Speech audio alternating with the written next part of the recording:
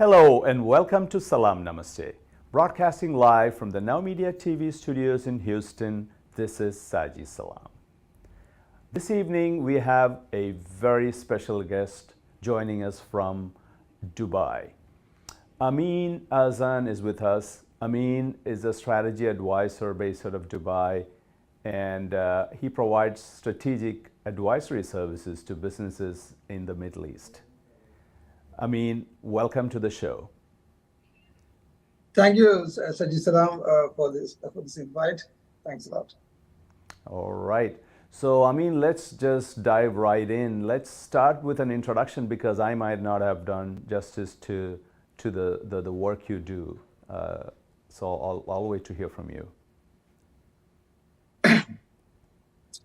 Well, I have been in the field of strategy consulting for the last 20 years.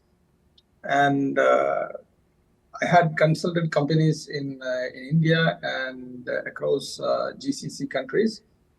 And my services have been across industries. So it's basically industry agnostic. And I have had the opportunity to understand and deal with owners, entrepreneurs, businesses, challengers across domains. And that gives me a unique skill in understanding business problems and providing solutions to them. Mm-hmm.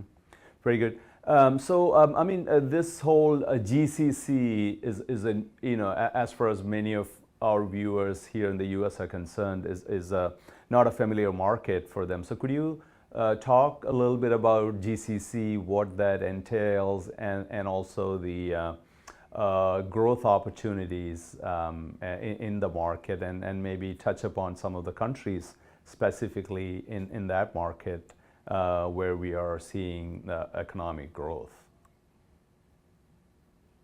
Sure. GCC actually refers to countries like UAE, Oman, Qatar, Saudi, Kuwait, Bahrain. And these are the countries that are actually part of the Middle East. And they are very famous for having a lot of oil reserves. And the oil economy has played a very crucial role in the kind of developments that we have seen in the last 50 years. And as of today, where we stand, the GCC economy is in several ways moving ahead of the global averages.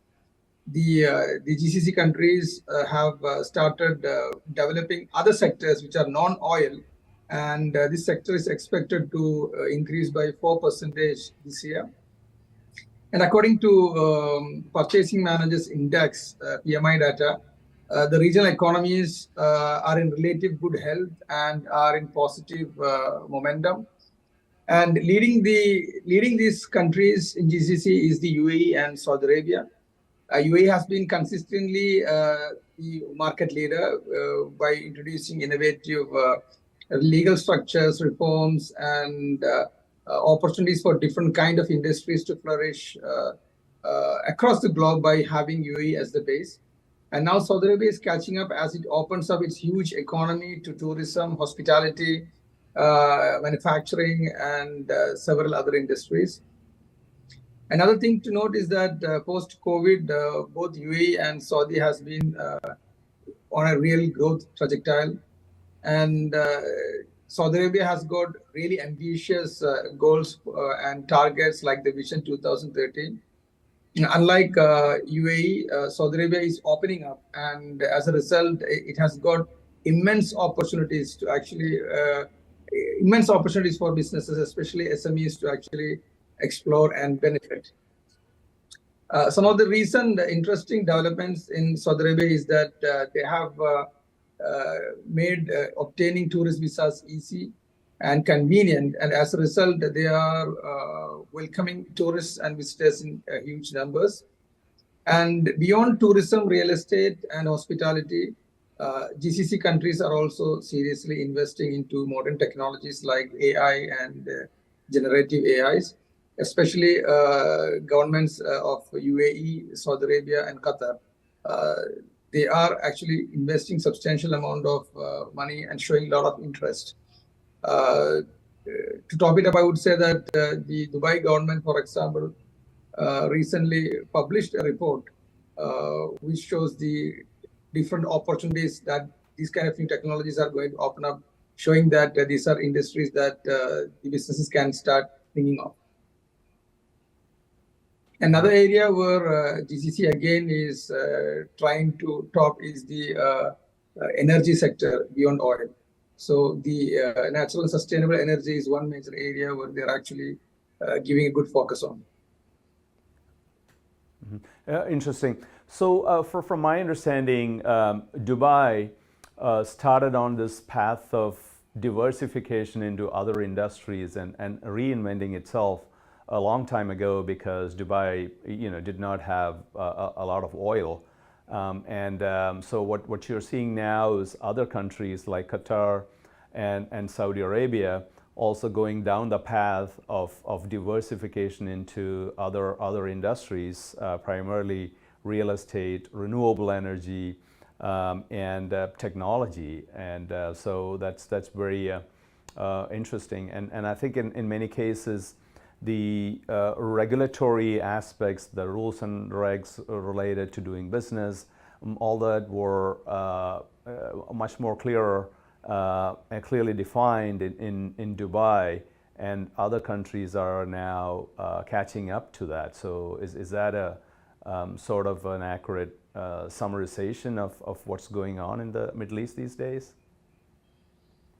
Yeah, I think that is right, because Dubai has been the pioneer in this region with regards to introducing new innovative opportunities for businesses. The best example would be the free zones, the Jebel Ali free zone and Emirates Airways.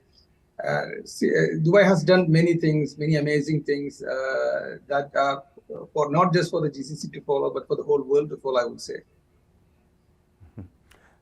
Interesting. Ameen, could you now talk a little bit about the broad scope of services that you provide to your clients in GCC? In GCC, I provide services that I feel are currently in the need of the time. As you know, GCC has most of its small and medium businesses which are owned by expatriates, people who have come from different parts of the world to make, for example, UAE or Saudi or Oman, Qatar, whatever it is, as their home or their second home. And many of these businesses are in their second generation, or some of them are in their third generation. And this brings about a lot of challenges to these businesses that a normal startup or a new gen business would not face. These are the areas where I provide my services. For example, most of the businesses that you find here are partnerships. Partnerships or as companies. And what happens in partnerships is that over a period of time, the quality of the partnership leadership depreciates due to many factors. Because the kind of chemistry that existed when the business was founded, every partner had a role to play. And what happens over a period of time is that the external and internal systems, the situations changes, which makes some of the partners obsolete in a way. They don't have a role to play anymore, or their roles are not required in the way it was required in the past. Or in certain cases, due to disruptions, they have absolutely no skill or idea to deal with the situations of the present situation.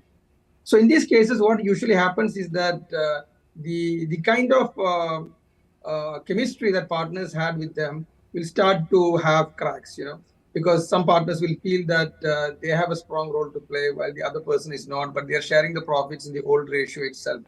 So these are areas that can actually aggravate and at later stages be the cause for partnerships to fail.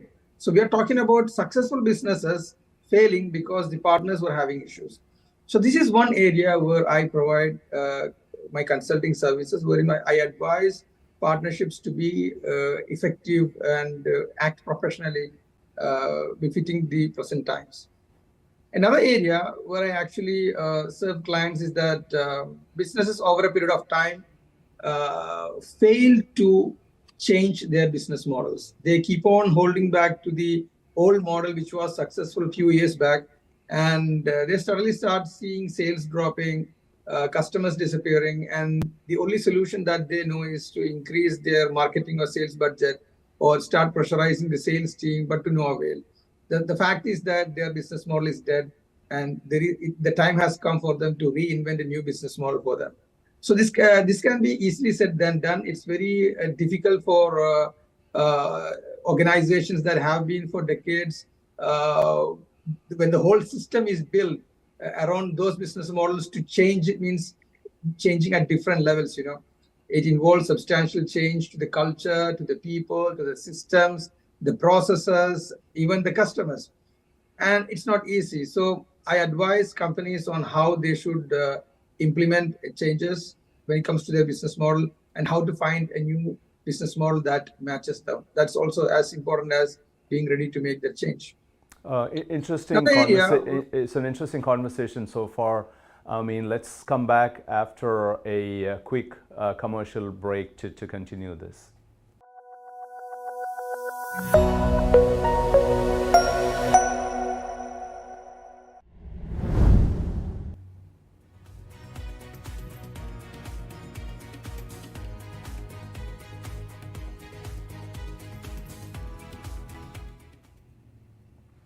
Welcome back as we continue this interesting conversation with Ameen.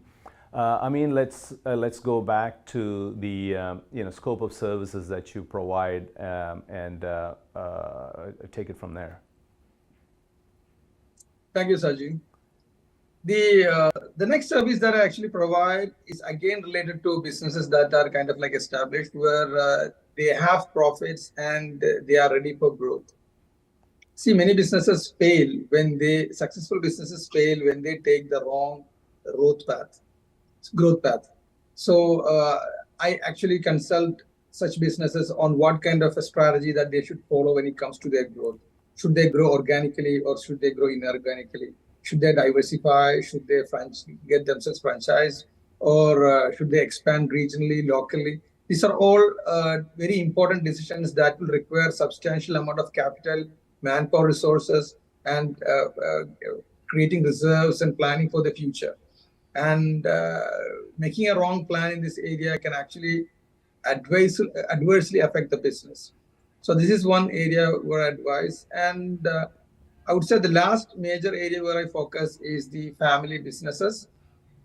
Most of the businesses, after 10, 20 years, it naturally becomes a family business when their successors join in. And this is a time when business experiences extraordinary situations, because most businesses do not follow a professional family transition programs. They don't have a proper grooming in place. They don't have family governances, and the transition from one generation to the other can actually create a lot of pressures and stresses and unexpected situations, especially when there are more than one successor coming into the business, especially when the business was originally a partnership between two non-family members, and when their children joins the businesses, it becomes a multi-family business, and the complication just gets more interesting. And suppose if the business is in the second or third generation, the transition gets even more complicated. And it's a shame if a good family business actually fails or disintegrates or becomes nothing after division of equities and stuff like that. So it is very essential that the effort of the founder has to be safeguarded. He has to build a foundation that actually ensures that family business after his time does not get destroyed, but actually flourishes and thrives.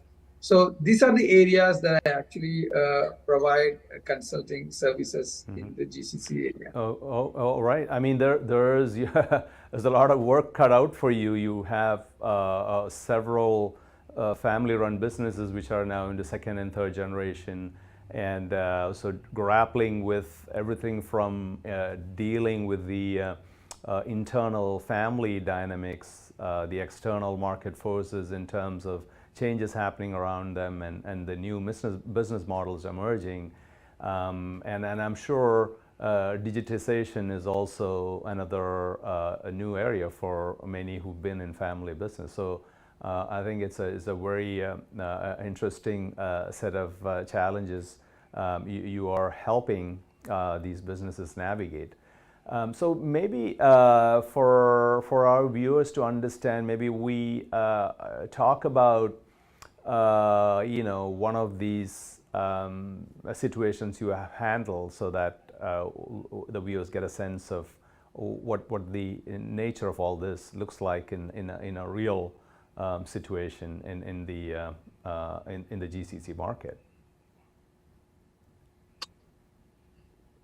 Well, the four services are actually totally diverse kind of challenges that comes with it. And due to confidentialities, I wouldn't be able to actually name any situation, but I can give you examples as illustration of the kind of problems businesses can face, which I solve actually. For example, in the case where I spoke about the partnership effectiveness program, a common situation is like two partners started the business together, and for 5, 6, or 10 years, everything was going fine. And then suddenly,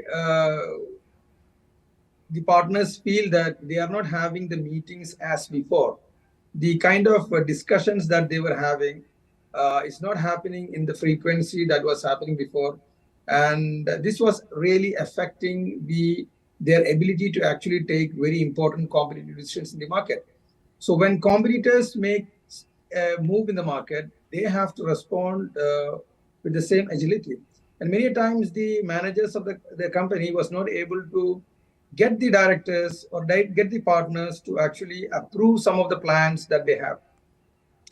And one of the major reasons for this distancing was that the partners could have lost, they may not be sharing the same priorities anymore. And that is something that can happen in partnerships, because you have two people active in the business, but after some time, one of the partners can start having another business, and he might start getting more income from there, or it might be more appealing to him, and his priorities change. And when partners' priorities change, the way they react to the old business changes. For example, if suppose I am a partner who wants to grow the business, my priority on profits would be, let's create reserves so that we can grow. Let's make provisions in the business so that we can hire people who will be there when we want to grow.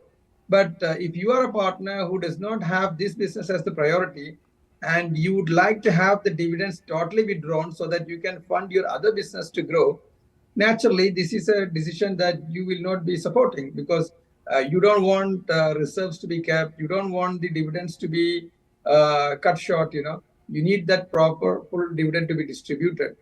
And this can create friction. This can create a lot of unpleasant moments between the partners. So this is a case where what we typically call lack of shared vision. This is a time when that shared vision is the main culprit that is actually creating a problem within the partners. And the interesting thing is that many a times these partners would not be speaking about it directly. They just assume that this is what he is up to. This is this is the reason why he's not being proactive. So the reason why they don't communicate with each other is that they are afraid that the relationship would go if they ask questions that actually the other person resists, and a confrontation happens, and they fear that can have adverse consequences. So the partners do not touch point on the sensitive areas, and they keep revolving around the bush, ignoring the elephant in the room. So this creates a lot of problems in partnership businesses. So this is where I come in, and I have a leadership audit session with them, where I have a meeting with each partners, and I get to understand them better. I get to understand their strengths, their weaknesses, and their priorities. Like where do they see themselves? Where do they see this company? Where do they see their other businesses? And I also have sessions with their managers, because managers would be the people who actually deal with them regularly. And I try to get how they perceive the situation and how they see the challenges the leaders are facing. And after that, I do a gap analysis and I compare their present situation with the ideal situation where they should have been.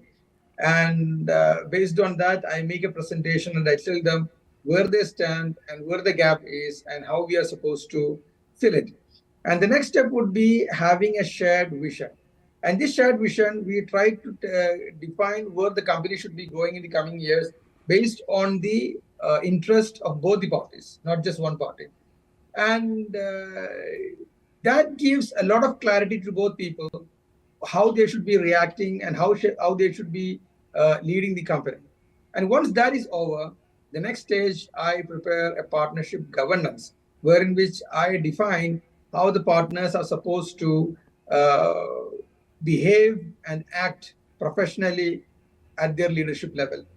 Now, this is a very important point, because most of the time in partnership businesses or even companies, they focus on the professionalism of the employees. From the CEO to the last employee in the company, they want it to be run in a professional manner. But inside the leadership room, that professionalism would be lacking. It would be a very casual setup, and as a result of which, it creates a lot of confusions and a lot of issues that ultimately affects the performance of the management of the company. So this kind of governance actually brings in order how the partners are supposed to behave with each other, how they are supposed to communicate, how they are supposed to take decisions, how they are supposed to resolve issues, disputes, and stuff like that. And once that stage is over, then I sit in their board or in their partners meet, so that I can see firsthand how they are actually behaving in their meetings and how they are actually taking decisions. And I also would be using my own experience and expertise to actually help them take right decisions. And this will go on for few months till we all feel that, okay, now things are on track and they can have it on their own. Okay. Very insightful comments on the business in Middle East and how you're managing this. I mean, I have a few follow-up questions on that, but we'll speak more after a short commercial break.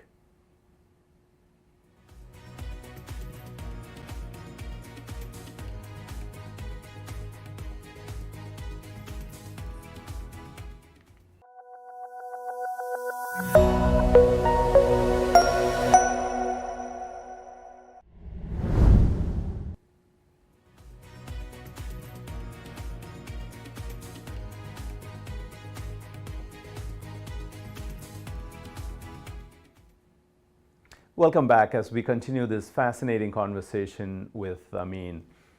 Ameen, I had one very, a relevant question regarding partnerships, and that is regarding operating agreements. So the partnership situation, as you pointed out, is seems to be very unique. But we see that across the board in some of the businesses, or a lot of the small businesses in the US as well, where the difference in some of them is that there are operating agreements drafted before even these partnerships come into place. And so the operating agreement goes in a lot of detail in terms of what to do, what not to do. And so that becomes sort of the guideline which kind of keeps the partnerships focused on what they can and cannot do. So, the segue to that is, how do you see those legal contracts and operating agreements and the like being put into place, or are these businesses more or less informal in terms of how they set up these partnerships? The thing is that most organizations or most partnerships, when they form, they sign a partnership deed. Or if it's a company, it's going to be a memorandum of articles or article of association, as we have it in India. or memorandum as we have it in UAE and all. But these documents focus mainly on the ownership part. What is the kind of businesses that business will do? What is the kind of profit ownership share that each partners are having? How the profits will be divided? And so basically, it's about what the business scope would be, and what it would be doing, what it won't be doing, and what the ownership structure would be. But this helps actually define the ownership and the kind of profit distribution, stuff like that. But what I'm talking about governances is how they are going to act as leaders in the business. And this can be much more detailed than what is actually written in a partnership thing. And this need not be even a legal document. It's actually more of an understanding document, so that they can conduct the business in a proper manner. The other one is kind of like a legal document, which actually is important to define the ownership and the kind of the legal limits of that business. While the other one is a kind of like semi-informal one, but which focuses on ensuring that the business people, the partners, manage the business professionally. So that's the difference between these two kind of structures that they have to build. Mm-hmm.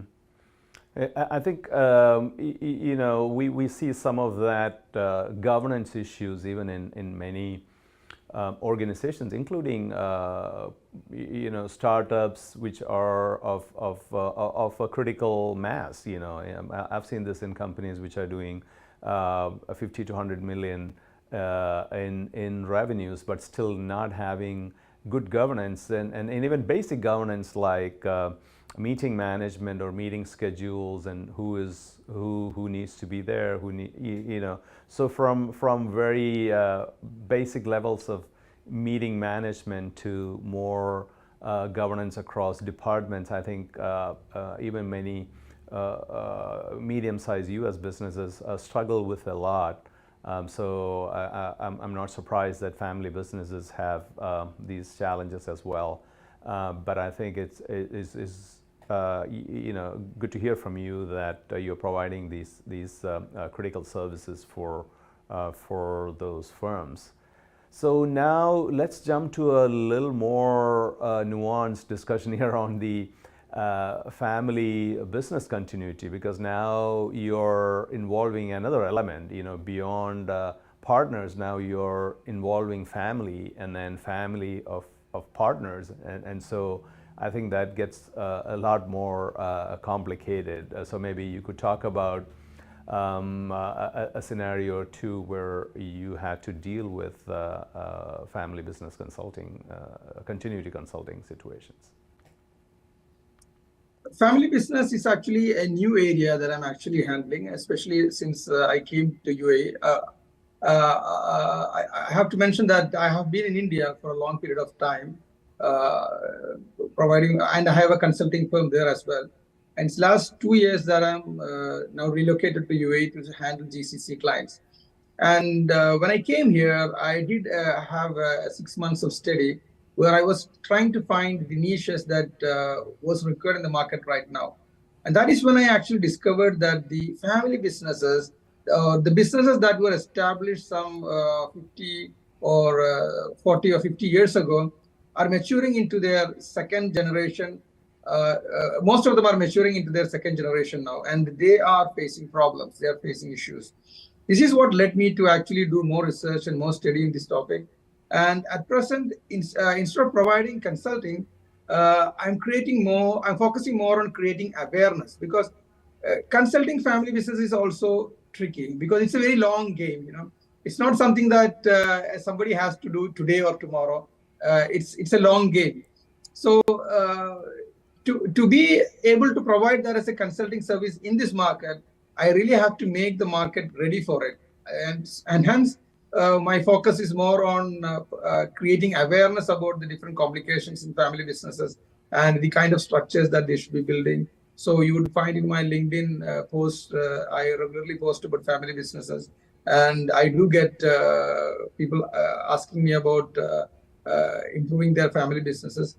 And in the coming months, I would be actually starting to provide that as workshops so that people can actually get to understand the kind of process that is involved in managing a family. And it's not just doing things or taking things as it comes.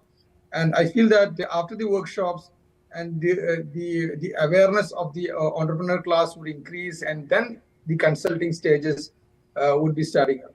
And during the consulting, it's more or less the same structures that we follow in any consulting engagement.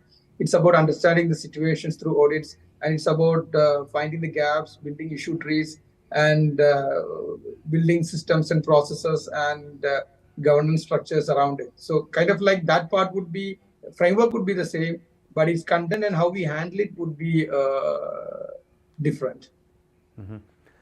So going back to the point you touched upon with regard to your previous experiences in this space, so do you see family businesses being open to taking advice from external sources? My understanding is that many family businesses usually take advice from their family members and others in their circle, and very reluctant to bring in external advisors. So are you seeing that change happen in the markets that you served, be it in India or in the Middle East, where they are like, hey, we need to bring in external consultants to guide us in this process? That's a very interesting question, because I would say vast majority of businesses would be reluctant to change. The thing about family businesses is that the weight on the founder is very high. Sometimes the founder would have educated his children. His children would be like, doctorates and stuff like that. But in a family business, it is he who takes the final call. So if he does not understand the importance, then that family business has problems, because once his time is done, it is very difficult for, even if his children were educated and enlightened, for them to come together. And the reason is that everybody is different. If I have 4 brothers and we are made to take that decision, all the 4 of us will have different priorities. We might love each other, we might be having good unity, but when it comes to business, we may have 4 ideas. One will say that we'll continue, the other will say that let's split, the other will say that let's go diversify into that, the other will say that we should not do anything that's adventurous. And that's the beginning of a big split. And that split does not really mean that it's going to be under an enmity or something like that. It would be, in most cases, a friendly division of assets. That's it. But so it's important that the founder is enlightened. And we know old school people, they have a very different idea about how businesses should be run and how the company should be going forward. And many of them are usually reluctant to take advices from others, because the general feel is that how does someone know about my business more than me? So many people, especially people who come from traditional backgrounds, definitely, irrespective of how big their businesses are, there is a very high chance that they will think that way. But there is a minority who actually understand, who actually have exposure, who actually think about businesses in a progressive way. These are the people who actually will be using these services. Oh, very, very, very good perspectives here. I mean, I think, so the consultant is not just a consultant, he is also sort of, becoming a sort of an unbiased, broker of various opinions that are coming in, and kind of building a consensus on what makes sense. So I think that's a very, very unique position for you to come in. Very, very, beautiful perspective here. And let's come back to talk more with Ameen after a short commercial break.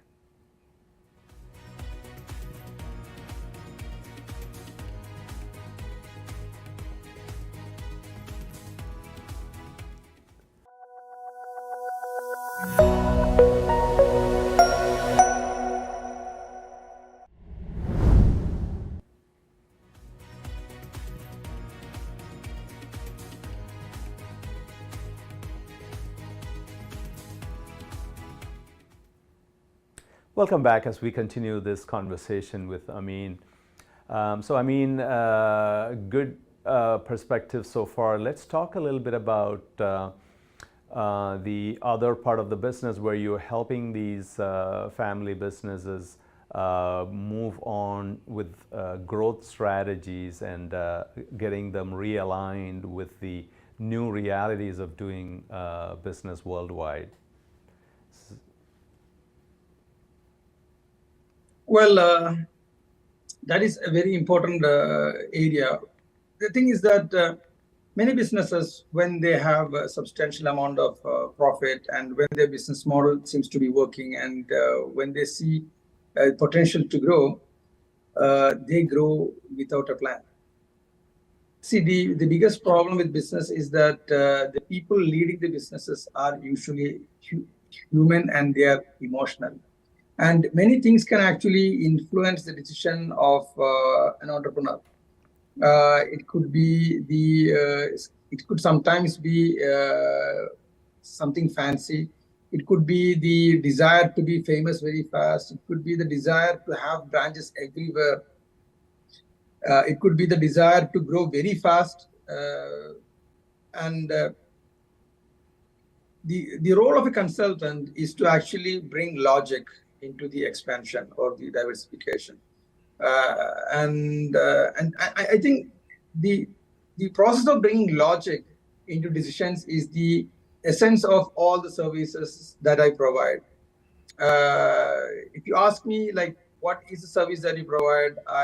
In one line, I would say helping entrepreneurs take strategic decisions, because that's what the entrepreneurs do. They take decisions, and decisions could be with regards to growth, expansion, diversification, or it could be about continuity, or it could be about improving their processes, improving their leadership, whatever. So the one thing that entrepreneurs has to do every day is take important decisions. The rest of the work can be delegated. The rest of the work can be given to managers and other employees in the company. So this is one area, or this is the area that I actually handle. And while handling this area, it could be about changing the competitiveness, which is the business model. It could be about the growth plan, which is about organic or inorganic growth, or horizontal or vertical growth, or it could be our franchising, or it could be our expansion, geographical, national, international.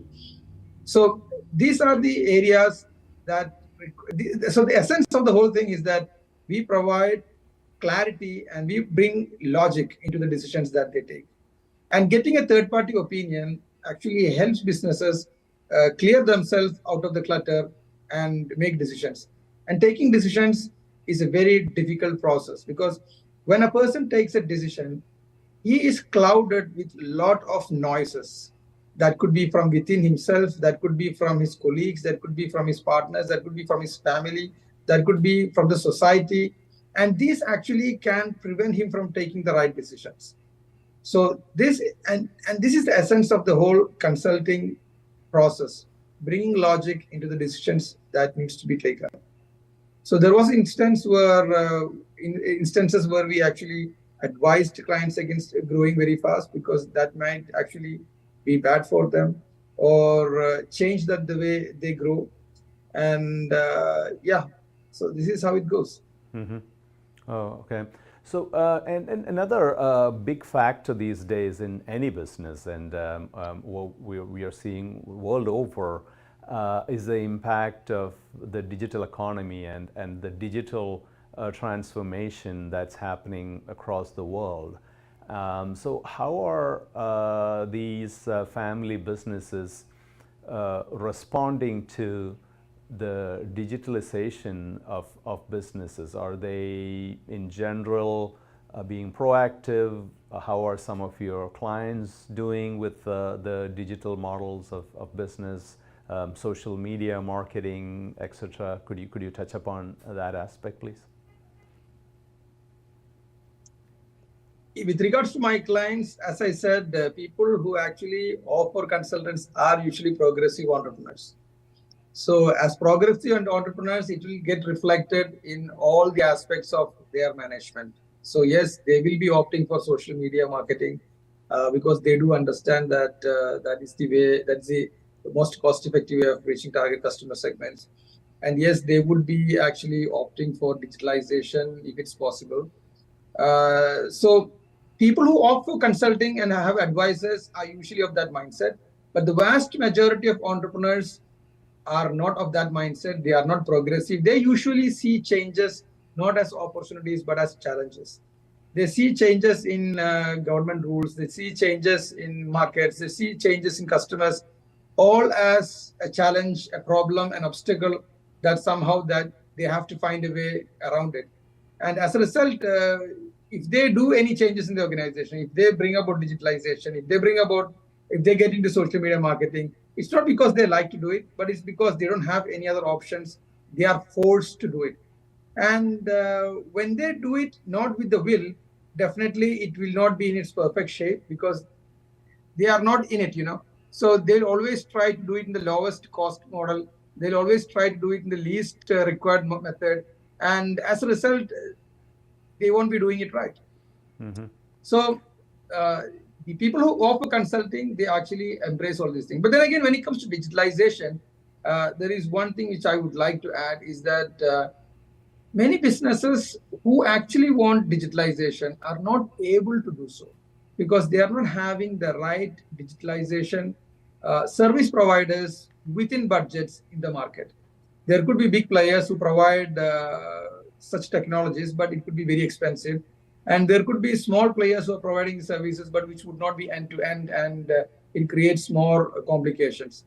But I mean, there has been situations where I have been looking for my clients digital solutions which we were not able to get because every business is unique, and bringing digitalization to many businesses is also not easy, even when the clients actually desire it.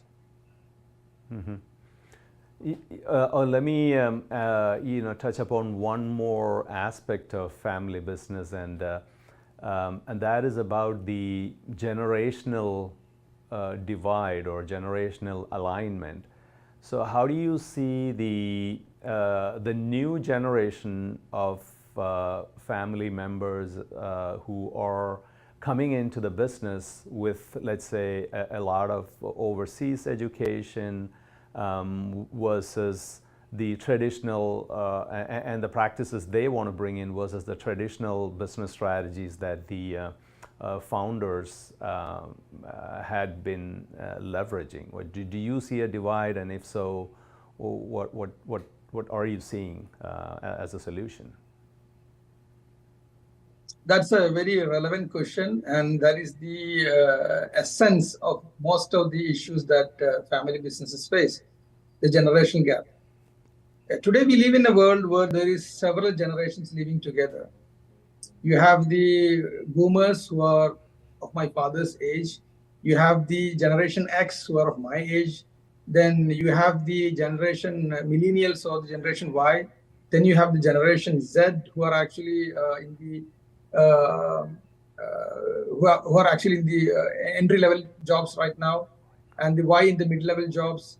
And now you have the alpha who are in the colleges and schools who are actually going to enter the market. And addressing this issue is impossible without knowing what differentiates between these generations. Quite often what happens is that you have a baby boomer, a decision maker, who is trying to create an incentive system for his generation Z or generation Y children so that he can make the business interesting for them. And it fails because he does not really know what makes them happy. Every generation has their own priorities. Every generation has the things that click with them. And what clicked with the previous generation will not click with the generation that's below them. And unless we know what the other generation thinks and what they think of as important, as a businessman, as an employer, as a manager, as an employee, as a team player, or even as a father or a mother, the relationship will not be good if we are not able to understand the other generation. And this is very complex situation. We have to understand what triggers each generation and build processes inside the organization to motivate such employees, build such processes inside leadership to ensure that you know how the other leaders are functioning. And in family businesses, the founder has to know what triggers his generation so that he can build a structure that attracts them. I mean, he might be building a package that he thinks his generation would fall for it, but the new generation may not even they won't even look at it. It may not inspire them, and he will be sitting there and thinking, "What have I not given them? Why have they? They are ungrateful. They don't really understand the kind of pain that we went through. The kind of to get this offer during our generation was impossible, and that's not going to help. It's just going to be a complaint, and the other generation will not. They will not recognize it. One common problem, one common simple, silly problem that businesses fail is that, which I have commonly heard, is that the second generation, the sons who are supposed to be heading the business, don't come to the office on time.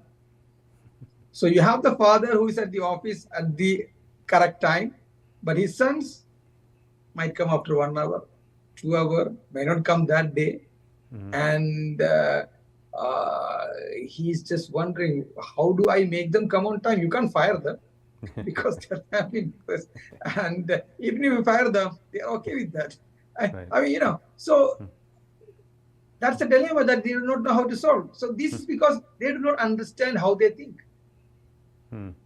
Great. I mean, it was a great conversation, and thanks again for coming on the show. And for our viewers out there, we'll be back next week where we discuss the Lok Sabha elections in India with a political strategist. So thanks for watching, and see you same time next week. This has been a Now Media Networks feature presentation.